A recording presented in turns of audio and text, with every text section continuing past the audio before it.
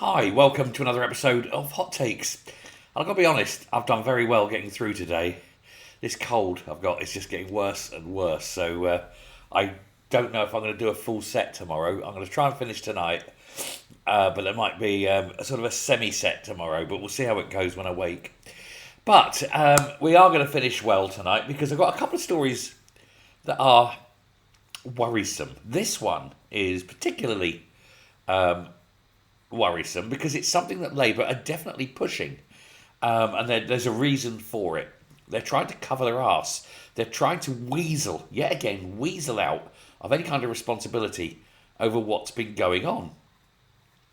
Now we have Lord Herma, who in his own mind thinks he's actually running the country, and he probably is running the country because we've got a Prime Minister, a man who can't make up his own mind, can't make a decision, an automaton, a robot, the Starmer Droid 3000, but all the strings are pulled and the buttons are pushed by Lord Herma. Everything has to be signed off. Every department has to get Herma to sign off before he presents it to the Prime Minister and tells the Prime Minister what to think. And now he has got a problem, Herma, because there is a man who's one of his aides, officials, helper-outers, by the name of Tom Cross. Tom Cross is also a KC. He's an advisor to Herma, but he's saying the wrong things. You have to wonder how long Tom Cross is for this world, politically speaking. I'm not for one moment suggesting that Herma's going to do anything to him, except maybe fire him. Cross has said, and we've got to take our hats off and tip hat to Cross for actually being someone in authority saying it. But Tom Cross has said that free speech could be restricted horrendously by the introduction of a non-statutory definition of Islamophobia. He's a member of the, Tom Cross that is a member of the panel that acts for the Attorney General in complex cases. So this is a man well versed in law, well versed in complex law, well versed in explaining to those in power the problems that their decisions may have.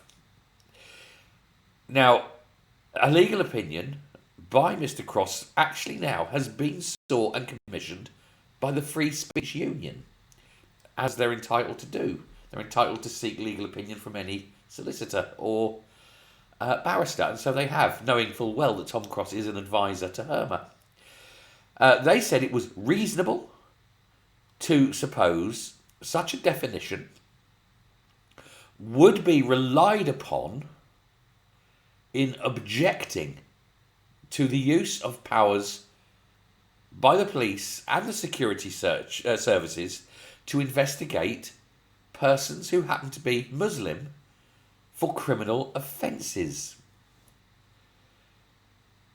This could include offences of the very most serious, violent, or sexual nature. This is Tom Cross's words. I'm not saying these. The KC's legal opinion went on to say that, quote, official Islamophobia definitions could be used to rewrite harassment and hate crime laws.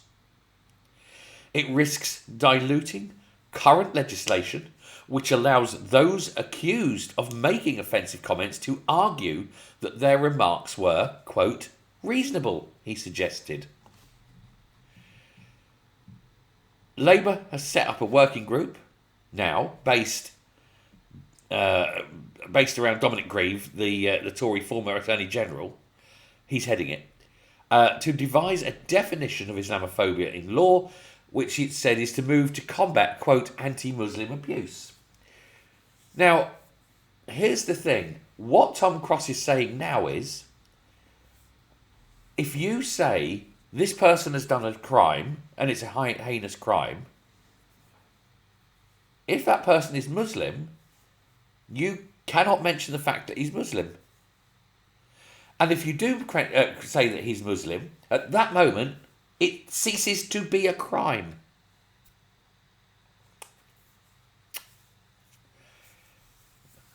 Is this where we're going with this government? Not only now are Muslims going to be the only religion protected in law, but In fact, now the law will not apply to them, and they are free to do whatever they want.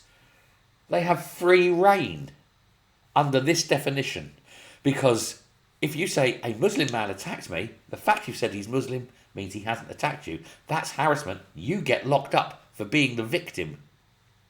A Muslim raped my child. You get locked up for describing him as Muslim. The child could say, a Muslim man raped me. Your child would get locked up for saying it was a Muslim. The Muslim would then at that point, though, face no further charges. That's what this country has come to now. This country is now a Muslim country where Muslims are above the law, and we now are the prey.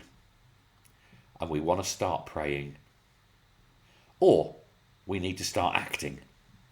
I, for one, will not be standing and getting down on my knees waiting to be beheaded. I will not be standing by as female family members are being raped. I will be attacking. I won't be going after the Muslims. No, I know exactly where I'm going. And there's 60 million of us that need to be attacking, I think, in the same direction. And it needs to begin with the ballot. But if the ballot doesn't work, well, we need to do other things. This country, if this comes in, will probably go not just right of centre like Farage, but will go far right. It will go to the extreme, and there will be a civil war brought in by very weak men like Starmer, and there's nothing they can do because we are many, they are few. But imagine a government of this country saying that Muslims can do what they want, and they're removed out of law because if you complain, you're the one going to prison because you've mentioned that they are Muslim. And I'm not going to go and say any more. I'm not going to get angry. I'm just simply going to stop and say to you, be prepared. I think this is the opening salvo by a government who are determined to have a war with its own people. And we need to be ready for that war because they're coming after all of us.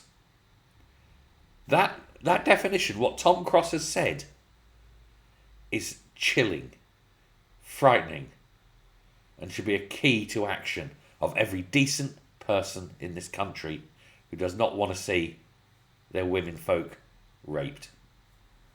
Thank you very much.